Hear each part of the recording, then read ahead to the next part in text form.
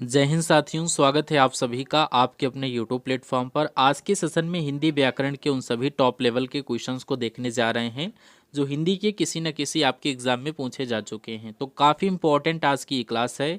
Video को and तक watch कर लेना। जो भी साथी अपने पहली बार क्लास को वॉच कर रहे हैं, चैनल को सब्सक्राइब करके ज़रूर रखिएगा, क्योंकि ऐसे ही क्वेश्चन आपको डेली करवाते जा रहे हैं। ठीक है, तो ये प्रैक्टिस सेट आप लोग ज़रूर वॉच करिएगा। आज का अपना पहला प्रैक्टिस सेट है। पहला क्वेश्चन आपकी स्क्रीन पर देखिए, आपसे पूछ रहा है रस कितने प्रकार के होते हैं। ऑप्शन ए में आपका 3 दिया गया है, बी में 9 दिया गया, ऑप्शन सी में 8 दिया गया, ऑप्शन डी को देखिए 7। तो राइट आंसर आप लोग यहाँ पर 9 के साथ करिएगा। टोटल रस आपके 9 प्रकार के होते हैं। इसी क्रम में नेक्स्ट क्वेश्चन, हिंदी साहित्य का 9वां रस कौन सा है।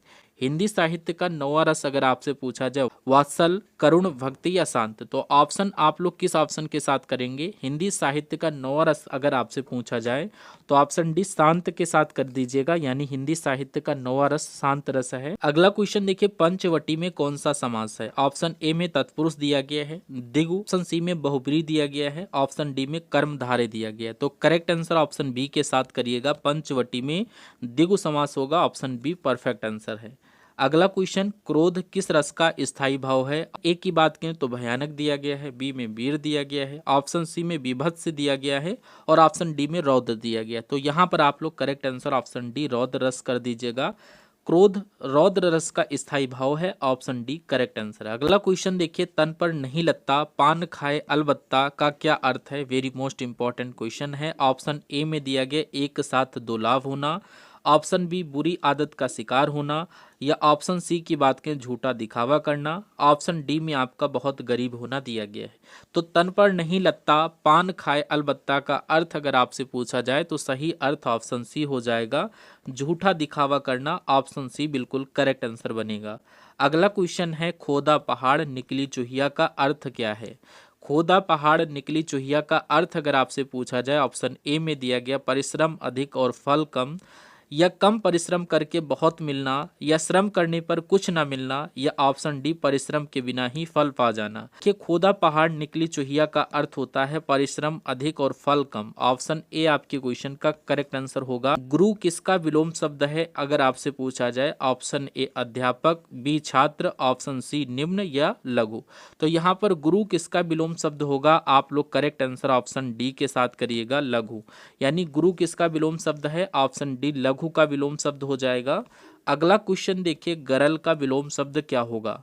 अगर आपसे पूछा जाए गरल का विलोम शब्द क्या होगा, जल, सुधा, शरबत या जूस। तो यहाँ पर राइट आंसर आप लोग क्या करेंगे, गरल का विलोम शब्द क्या है, तो ऑप्शन बी आपके क्वेश्चन का करेक्ट आंसर हो जाएगा। गरल का विलोम शब्द सुधा होता है, याद रखिएगा।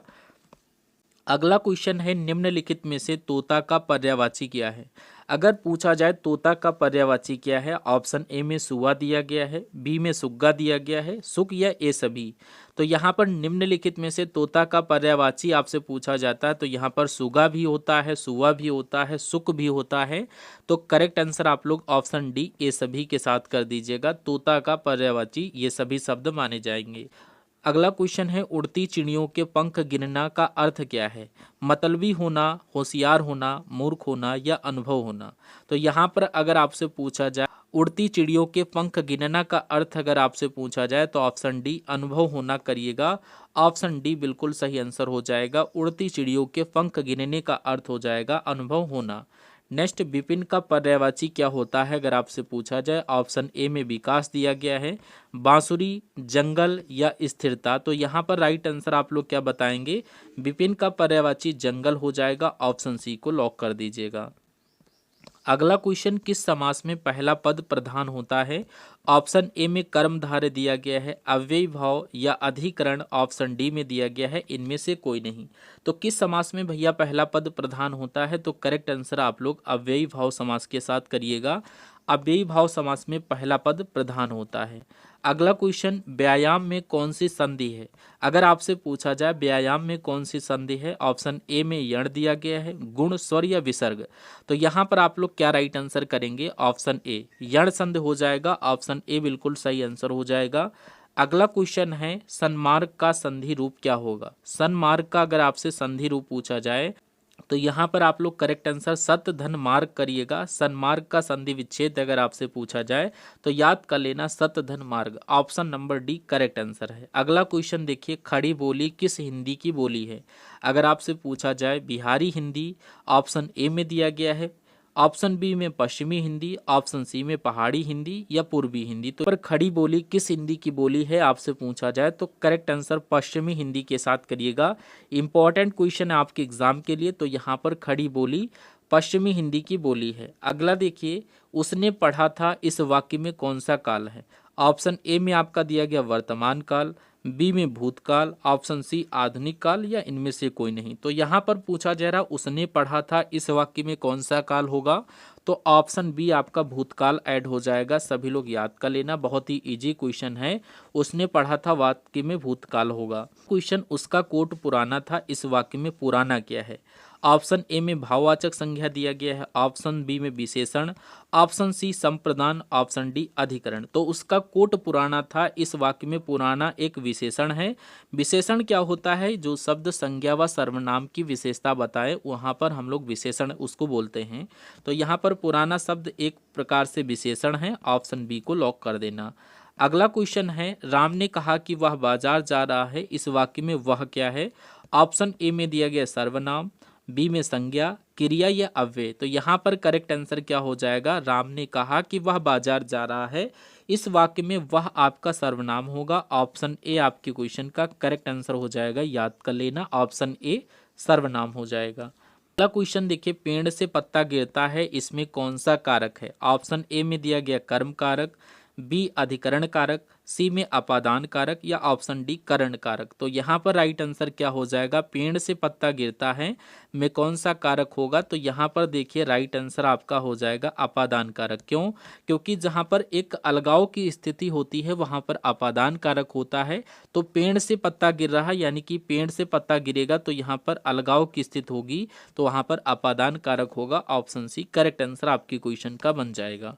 अगला क्वेश्चन, साकार में उपसर्ग क्या है? अगर साकार में उपसर्ग पूछा जाए कौन सा है? सा, आर, साक या सा। तो यहाँ पर आप लोग राइट आंसर ऑप्शन सा के साथ हो जाएगा। ऑप्शन नंबर ए को लॉक कर देना। क्वेश्चन में पूछा जा रहा है चिड़िया का बहुवचन क्या होगा? तो यहाँ पर चिड़िया हो जाएगा। ऑप्शन बी को लॉक कर दीजिएगा, चंद्रमुंदी आ जाएगा।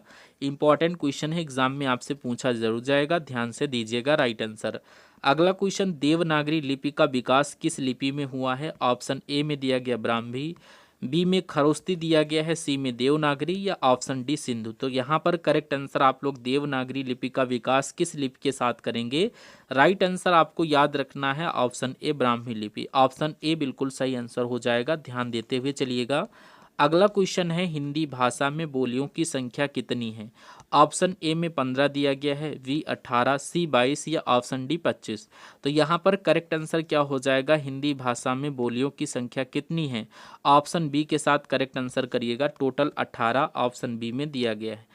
नेक्स्ट, दही शब्द क्या है लिंग की दृष्टि से अगर आपसे पूछा जाए? ये क्वेश्चन आपके एग्जाम में पूछा गया है, इंपॉर्टेंट क्वेश्चन है एग्जाम के पॉइंट ऑफ व्यू से। तो यहाँ पर आप लोग करेक्ट आंसर पुल्लिंग के साथ कर दीजिएगा। दही एक प्रकार से पुल्लिंग शब्द है। अगला क्वेश्चन देखिए, पूछ रहा वानर का तद्भव रूप क्या है? राइट आंसर आप लोग क्या करेंगे? वानर का तद्भव रूप क्या होगा? ऑप्शन डी आप लोग बंदर के साथ करिएगा। बहुत ही इजी क्वेश्चन है, याद कर लेना, वानर का तद्भव रूप बंदर हो जाएगा। अगला क्वेश्चन, अलमारी किस भाषा का शब्द है? अलमारी किस भाषा का शब्द है? वेरी मोस्ट इंपॉर्टेंट क्वेश्चन है। ए में दिया गया अरबी, पाश्तो, पुर्तगाली या फारसी। तो अलमारी किस भाषा का शब्द है? अलमारी की बात किया जाए तो ये पुर्तगाली भाषा का शब्द है। ऑप्शन सी करेक्ट आंसर आपके क्वेश्चन का बन रहा है, अलमारी पुर्तगाली भाषा का शब्द है। अगला क्वेश्चन है, केला का तत्सम शब्द क्या है? केला का तत्सम शब्द क्या है? ऑप्शंस में दिया गया है, आप लोग देखिए करेक्ट आंसर किस ऑप्शन के साथ करेंगे? आंसर ऑप्शन डी के साथ करिएगा। केला का तत्सम शब्द कदली हो जाएगा। ऑप्शन डी करेक्ट आंसर है। अगला क्वेश्चन इसी क्रम में, चाय किस भाषा का शब्द है? ऑप्शन ए में दिया गया जापानी, बी में अंग्रेजी, सी में फ्रेंच या ऑप्शन डी चीनी। तो यहाँ पर आप लोग करेक्ट आंसर किस ऑप्शन के साथ करेंगे? चाय किस भाषा का शब्द है? तो ये एक प्रकार से चीनी भाषा का शब्द है। ऑप्शन डी आपके क्वेश्चन का करेक्ट आंसर हो जाएगा। अगला क्वेश्चन, भाषा की सबसे छोटी इकाई क्या है? ऑप्शन ए व्यंजन, बी शब्द, सी वर्ण या ऑप्शन डी स्वर्ग। तो भाषा की सबसे छोटी इकाई अगर आपसे पूछा जाए, ऑप्शन सी वर्ण भाषा की सबसे छोटी इकाई है। ऑप्शन सी को लॉक कर देना। क्वेश्चन में पूछ रहा है इनमें से क्या अंतःस्थ व्यंजन है। तो अंतःस्थ व्यंजन आपको पता होना चाहिए कौन सा होता है। तो मैंने कई बार आपको बताया भी है, ये क्वेश्चन वेरी मोस्ट इंपॉर्टेंट आपके एग्जाम के पॉइंट ऑफ व्यू से है। अंतःस्थ व्यंजन वर्ण या शब्द कौन से होते हैं, तो याद कर लेना या र ल व। Option B, option number B में 4 वर्ण दिए गए हैं, ये अंतःस्थ व्यंजन कहलाते हैं। नेक्स्ट देखिए, खर किसका पर्यायवाची शब्द है। ऑप्शन ए में गधा दिया गया है, खरगोश या फिर शशक या मूर्ख। तो यहाँ पर खर किसका पर्यायवाची होता है, याद कर लेना option A. Option A correct answer हो जाएगा, गधा का पर्यायवाची खर होता है। अगला क्वेश्चन है, सुधाकर शब्द किसका पर्यायवाची है। सिंधु, जलाशय, बादल या चंद्रमा। तो यहाँ पर करेक्ट आंसर क्या हो जाएगा, सुधाकर शब्द किसका पर्यायवाची है। ऑप्शन डी करेक्ट आंसर हो जाएगा, चंद्रमा। ऑप्शन डी को लॉक कर दीजिएगा। अगला क्वेश्चन देखिए, इनमें से शुद्ध वर्तनी वाला शब्द क्या है। ऑप्शंस में आपका दिया गया है, क्या देखिए आपसे पूछा जा रहा दर्शनाभिलाषी। ऑप्शन बी को ध्यान से देखिएगा, दर्शनाभिलाषी, दर्शनाभिलाषी ऑप्शन बी बिल्कुल करेक्ट आंसर हो जाएगा। ये शुद्ध वर्तनी वाला शब्द हो जाएगा, ध्यान से देख लेना, इंपॉर्टेंट क्वेश्चन है। अगला क्वेश्चन, घा का उच्चारण स्थान कौन सा है। वेरी मोस्ट इंपॉर्टेंट क्वेश्चन है। ऑप्शन ए में कंठ दिया गया है, बी में मूर्धा दिया गया है, दंत या तालु। तो करेक्ट आंसर आप लोग क्या करेंगे, घा का उच्चारण स्थान कौन सा है। तो याद कर लेना पहला ऑप्शन सही हो जाएगा, कंठ।